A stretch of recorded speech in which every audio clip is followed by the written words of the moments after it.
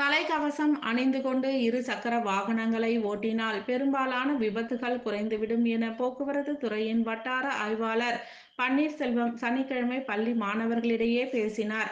காஞ்சிபுரம் செவிலிமேடு பகுதியில் உள்ள சுவாமி விவேகானந்தா மெட்ரிகுலேஷன் மேல்நிலை பள்ளியில் சாலை பாதுகாப்பு விழிப்புணர்வு நிகழ்ச்சி அப்பள்ளியின் செயலாளர் வித்யாசங்கர் தலைமை வகித்து தொடங்கி வைத்தார். பள்ளியின் துணை முதல்வர் சீனிவாசன் முன்னிலை வகித்தார். காஞ்சிபுரம் வட்டார போக்குவரத்து ஆய்வாளர் பன்னீர்செல்வம் பள்ளி மாணவ மாணவியர்களுக்கு சாலை பாதுகாப்பு விழிப்புணர்வு தொடர்பான குறும்படங்களை திரையிட்டு காட்டி கூறும்போது, இந்தியாவில்தான் விபத்துகள் அதிகமாக நடக்கின்றன, அதிலும் தமிழகம் கடந்த 2022ஆம் ஆண்டு கணக்கெடுப்பின்படி முதலிடத்தில் இருக்கிறது. இரு சக்கர வாகனங்களை வேகமாக ஓட்டும் இளைஞர்களால் தான் பெரும்பாலான விபத்துகள் நடக்கின்றன. அதிலும் முக்கியமாக தலைக்கவசம் அணியாமல் ஓட்டுவதே முக்கிய காரணமாக இருக்கிறது. உடலில் வேறு எந்த இடத்தில் காயம் ஏற்பட்டாலும் பிழைத்துக் கொள்ள வழி இருக்கிறது. ஆனால் தலைக்காயம் ஏற்பட்டுவிட்டால் பிழைப்பது கடினமே.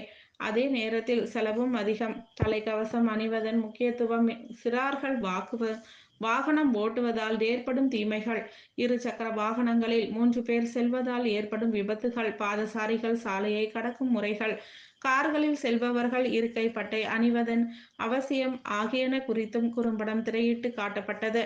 இந்நிகழ்வில் பள்ளி ஆசிரியர்கள், மாணவ மாணவியர்கள் மற்றும் அவர்களது பெற்றோர்கள் உட்பட பலரும் கலந்து கொண்டனர். I request our secretary sir to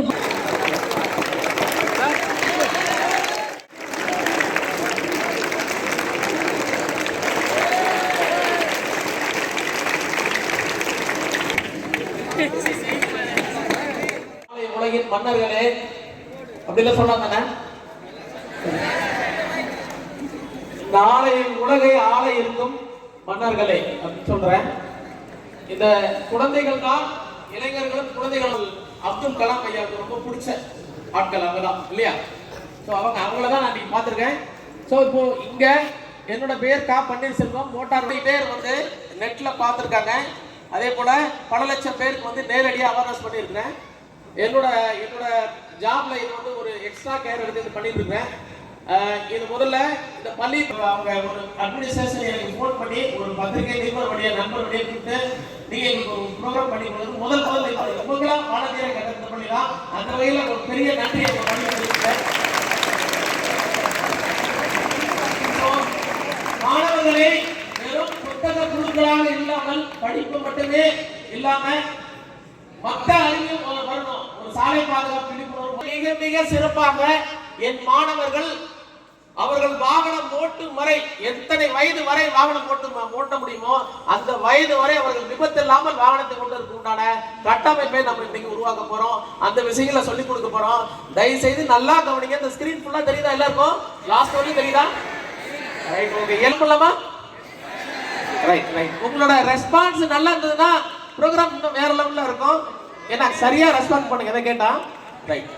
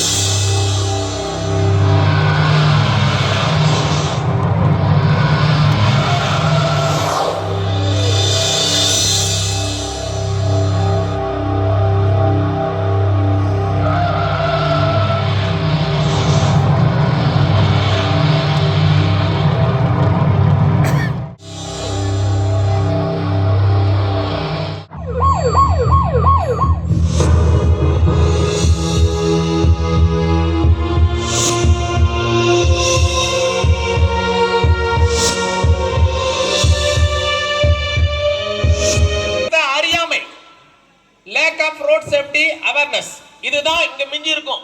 இங்க நடந்த விபத்து சேஃப்டி அவேர்னஸ் அப்படிங்கறத மிஞ்சி இருக்கும். இதை சரி செய்யணும். என்ன பண்ணுனாக்க எல்லாருக்கும் சாலை பாதுகாப்பு, ஆனா இந்த விஷயங்கள் தெரியாது. சரிங்களா? அதை தான் நம்ம செய்ய போறோம். நமக்கு என்ன தேவையோ அந்த விஷயங்களை இங்க பார்க்க போறோம். ரைட். இப்போ எப்படி விபத்துக்கள்லாம் ஏற்படுது அப்படின்னு பார்க்குறோம்.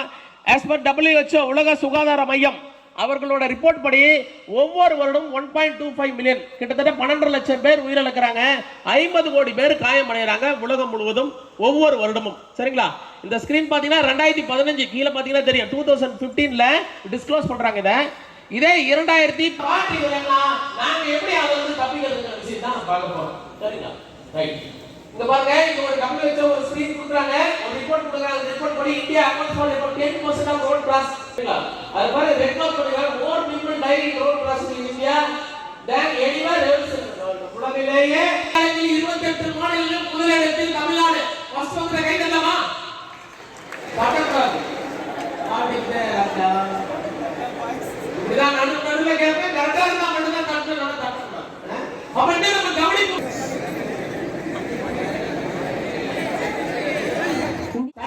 தலைக்கவசம்னா என்ன, அதுக்குள்ள என்ன போகுதுன்னு.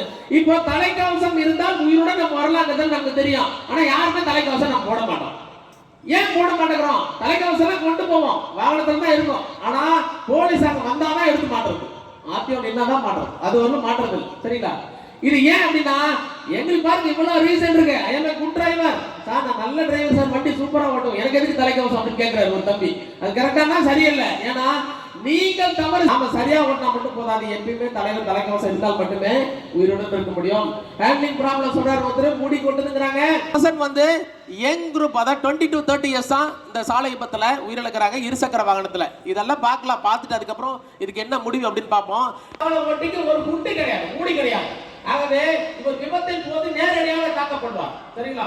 டைரக்ட் ஹிட் அடிபட்டோன்னே இவர் பிசிக்கலா உடனே டேமேஜ் ஆகி இறங்க வல்லரப்பு ரோட் யூஸ் பண்றார். சாலை விபத்தின் போது அதிக கொடுங்காயம் ஏற்படவும் உயிரிழக்கவும் வாய்ப்புள்ள நபர்கள் யாருன்னா 3 பேர் இருக்கிறாங்க. ஒன்னு மோட்டரைஸ்ட் 2 வீலர், அடுத்து பைசைக்கிளிஸ்ட், அடுத்து பெடஸ்ட்ரியன். 3 பேரையும் வல்லரப்பு ரோட் யூசர் அப்படின்னு சொல்லி WHO கேட்டகரைஸ் பண்றாங்க. அதை நம்ம பார்க்கலாம். நம்ம இதுல இருந்து எப்படி நம்ம தப்பிக்கிறது அப்படிங்கறத பார்க்கலாம். யார் வாகனம் ஓட்டுறாங்களோ அவங்களையும் போட வைப்பேன். செய்யலாமா? அதே போல மது போதையில் இருக்கும் எவரும் என்னை வாகனத்தில் ஏற்றி செல்லக்கூடாது. அப்படி இருந்தா நான் அலோவ் பண்ண மாட்டேன். கரெக்டா? ரைட். செல்போன் பேசியபடி யாராவது பைக்ல என்ன கூட்டிட்டு போனாங்கன்னா நான் அலோவ் பண்ண மாட்டேன். கரெக்டா? கரெக்டா? அலோவ் பண்ண மாட்டேன். அதிவேகமாக செல்வதை நான் அனுமதிக்க மாட்டேன். அதிவேகமா என்ன கூட்டு போங்க ஸ்கூலுக்கு, அட்வான்ஸா கிளம்பி கூட்டு போங்க, 5 நிமிஷம் முன்னாலே கூட்டிட்டு போங்க. அவசரமா கிளம்பி வேகமா போய் 2 பேருக்கும் விபத்து ஏற்படக்கூடாது, அதை செய்யணும். சரியா? அதே போல இந்த ஓட்டுநர் உரிமை எடுக்காம நான் வாகனத்தை ஓட்ட மாட்டேன். Thank you so much, sir. கொடுத்த ஸ்பீச் அண்ட் நீங்க ரோட் சேஃப்டி ரூல்ஸ் எக்ஸ்பிளைன் பண்ண விதம் and your quality time we spent for us, we give a big vote of thanks to you. Jay of 12C2 is going to give her thanks to the sir. I want to pick up your thank you. தம்பி என்ன police ஆபீசருக்கு நினைச்சிட்டு இருக்காங்க. என்ன நடக்க முடியும்னா லிம்பா ஒரு அவைவே கூடாது. கையில பாருங்க, ஒரு கை கட்டாய் வந்து, கால் கட்டாய் வந்து, உயிரோட இருக்கலாமா? இருக்கலாம். அப்ப வலது கீழ் பதில 3 விதமான அடியும் என்னால் உயிருடன் இருக்க முடியும். அடுத்து இந்த 3 அடி மட்டும் அடுத்து மேல் பகுதியில அப்ளை பண்ண போறோம். எல்லாரும் கரெக்டா சொல்லணும். ஃபர்ஸ்ட் அடி எது கேட்டா கரெக்டா சொல்லணும். ரைட். இப்போ அடுத்து மேல போகும்போது அங்க என்ன கான்ஸ்டிட்யூஷன் பிரச்சனை இருப்பாங்க. Let's look at the structure goes wrong. இதெல்லாம் நியூரான்ஸ். நாம ஒரு வேலை செய்யணும்னா ஆயிரக்கணக்கான நியூரான்ஸ் ஒண்ணோட ஒண்ணு கம்யூனிகேட் பண்ணிட்டு தான் நம்மள செய்ய விடும். அப்படித்தான் நடக்கும் ஒவ்வொரு கட்டளையும். பாருங்க, hundreds of neurons. அதே போல hundreds of signals வந்து ப்ரொடியூஸ் பண்ணும். The interaction புதுப்பிக்க முடியாது. சரிங்களா? மேல white matter grey matter accident அப்ப ஷியர் ஆகும்போது அந்த கனெக்டிவிட்டி கட் ஆயிடுச்சுன்னா அந்த செல் டெத் ஆயிடும், முடிஞ்சு போச்சு. வேற உடலின் எந்த பகுதியில இருக்க செல்லும் திரும்ப புதுப்பிக்க முடியும், மூளையில இருக்கிற செல்லை மட்டும் புதுப்பிக்க முடியாது. கூகுள்ல போய் சர்ச் பண்ணி பார்த்துக்கலாம். அவ்வளவுதான். ஒன்ஸ் டெத் ஆனதுதான் நம்ம உள்ள போய் காயம் எப்படி வருது அப்படிங்கறத நான் பார்க்க முடியும். ஒரு பாட்டு இருக்குல்ல, இது பேரு அசிபிட்டல் லோப்னு பேரு. மூளையில ஒரு கண்ணுல தூசே விழலையே, ஆமா அந்த மூளையின் பகுதி தான் உங்க கண்ணை ஈக்கிட்டு இருக்குது. இங்க அடிபட்டா என்ன ஆயிடும்? கண்ணு போயிடும். அதுல அடிபட்டானா அவருக்கு மூவ்மெண்ட் போயிடும், கை கால்லாம் வராது. இப்படி ஒண்ணு இருக்கு பாருங்க. பிரைன் செம்பு ப்ளூ கலர்ல இருக்கு கீழே இந்த காது பகுதியில.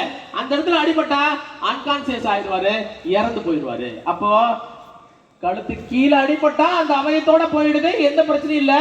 ஆனா கழுத்துக்கு மேல் பகுதியில மூளையில